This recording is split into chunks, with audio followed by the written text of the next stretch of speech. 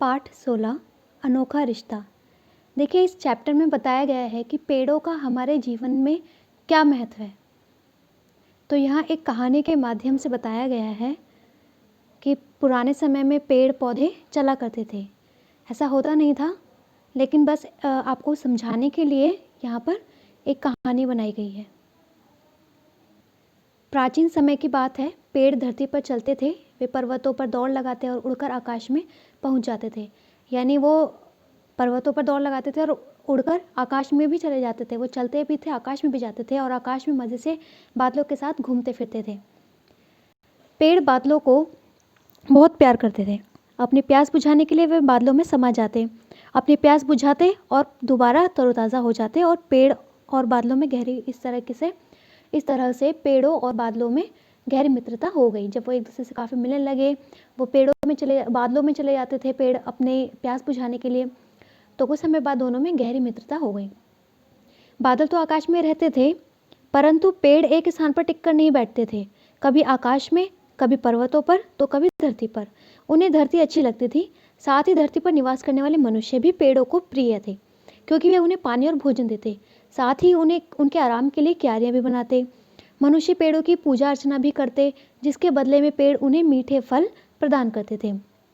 ठीक है, तो आपने देखा कि पेड़ पौधे मनुष्य के आवश्यकता की सभी वस्तुएं उन्हें उपलब्ध कराते थे और एक जगह से दूसरी जगह सैर भी करते थे। जब कभी भी पेड़ों का मन करता था कि अपने मित्र बादलों से मिलने का, तो वो आकाश में चले जाते थे। आकाश में बादल कहीं भी हो, तुरंत पेड़ों के पास पहुंच जाते। वे साथ में खेलते कूदते घूमते फिरते थे। जब मन भर जाता तब पेड़ पुनः धरती पर आ जाते थे।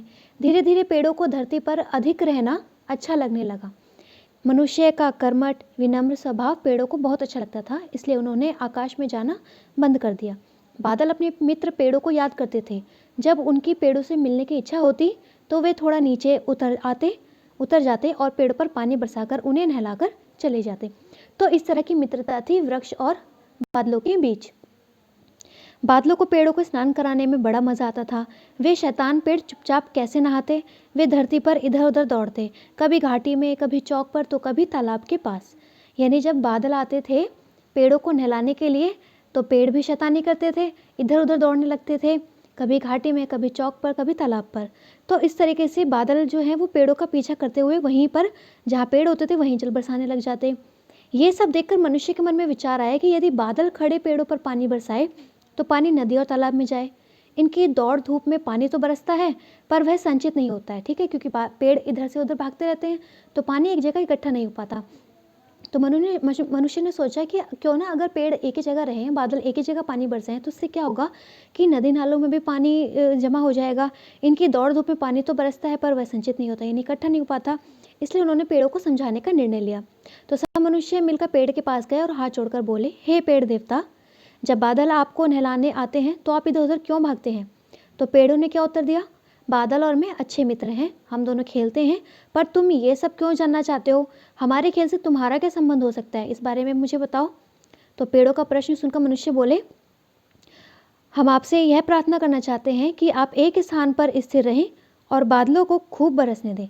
यदि आप एक ही स्थान पर खड़े रहेंगे तो पानी तालाबों और नदियों में जाएगा। आप हमारी भलाई के लिए एक ही स्थान पर खड़े हो जाएं, ये मनुष्य ने कहा। तब पेड़ ने कहा, यदि हम एक ही स्थान पर स्थिर हो जाएं तो क्या आप सब हमारा ध्यान रखेंगे? तो मनुष्य बोले, अवश्य रखेंगे। हम आपको पानी पिलाएंगे, खाद देंगे, हम आपके लिए क्यारियां भी बनाएंगे और मेड़बंदी भी करेंगे। साथ ही हम आपकी पूजा करने की भी प्रतिज्ञा करते हैं। यह हम सबका पक्का वादा है।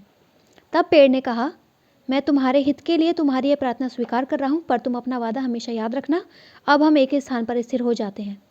ऐसा कहकर पेड़ की स्वीकृति मिल जाने के बाद मनुष्य बहुत प्रसन्न हुए और अपने अपने घरों को चल गए। पेड़ खड़े रहे, बादल उनसे मिलने आए और खूब बरसे।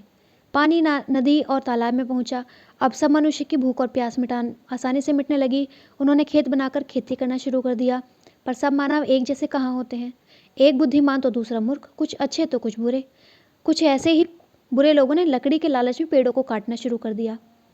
यह सब देखकर पेड़ कांप उठे। उन्होंने आपस में बात की और इस निष्कर्ष पर पहुंचे कि यहाँ पर रहना ठीक नहीं है। यह सोचकर पेड़ वहाँ से चले गए और कहीं जाकर छुप गए। किसी को कोई खबर नहीं थी कि पेड़ कहाँ गए। जब बादलों को पेड़ों की याद आई तो वे उनसे मिलने के लिए आए। पर जब वे नीचे आए तो उन्हें पेड़ दिखाई नहीं दिया और वे बिना बरसे ही लौट गए। जब वर्षा नहीं हुई तो मनुष्य चिंतित हुआ। तब उसने पेड़ों को पुकारा और प्रकट होने के लिए बहुत प्रार्थना की। पेड़ों को दया आ गई। उन्होंने एक पेड़ को मनुष्य के पास भेजा। उस पेड़ को देखकर मनुष्य ने उसके पैर पकड़ लिए और बोले, आपके रूठने से बादल भी रूठ गए हैं और उनके रूठने से वर्षा भी रूठ गई है। बताइए हम क्या करें? पेड़ बोला, पहले तुम लोग पांव पकड़ते हो, प्रार्थना करते हो और फिर उन्हें काट भी देते हो। तुम्हारा विश्वास कैसे किया जा सकता है? पेड़ की बात सुनकर वे मनुष्य बोले, हमें क्षमा कर दीजिए, अब हम ऐसी मूर्खता कभी नहीं करेंगे। हमारी की हुई गलती की सजा सभी को मिल रही है। हमारी भूल के कारण सभी के प्राण संकट में हैं। हम पर कृपा कीजिए। हमारे कारण आपको बहुत दुख व परेशानी हुई, इसके लिए हमें माफ़ कर दीजिए। अब जब मनुष्य ऐसी बातें करने लगे, ऐसी बातें सुनकर पेड़ों को फिर दया आ गई। वह अपने अन्य साथियों के पास गया और उन्हें सारी बात सुनाई। पेड़ ठहरे दयालु और परोपकारी। वे फिर मान गए और पुनः धरती पर लौट आए। जहाँ जहाँ जिस जिस स्थान पर वे पहले खड़े हुए थे, पुनः वहीं आकर खड़े हो गए। यानी जहाँ दोबारा पहले स्थिर थे वहीं आ गए। पेड़ों को वहाँ खड़े कुछ समय ही बीता था कि बादलों की दृष्टि पेड़ पर पड़ी। वे अपने मित्रों को दोबारा देखकर बहुत हर्षित हुए और उनसे मिलने के लिए बेचैन हो उठे। बादल नीचे उतरे और फिर से पेड़ों को नहलाने लगे। खूब वर्षा हुई। नदी, तालाब आदि पुनः पानी से भर गए। अब चारों ओर पानी ही पानी था।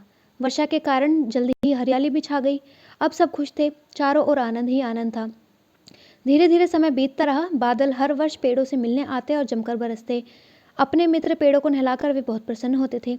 पेड़ भी बादल से मिलकर प्रफुल्लित हो उठते। बादलों और पेड़ों की इस मित्रता में सबसे अधिक लाभ तो मनुष्य का ही था। यानी सबसे बादलों और पेड़ों के बीच जो ये दोस्ती थी, इससे सबसे ज़्यादा फायदा तो हम इंसानों को ही था। फिर भला वे कैसे प्रसन्न होते। एक दिन वर्षों से एक जगह खड़े पेड़ के मन में घूमने की इच्छा जागी।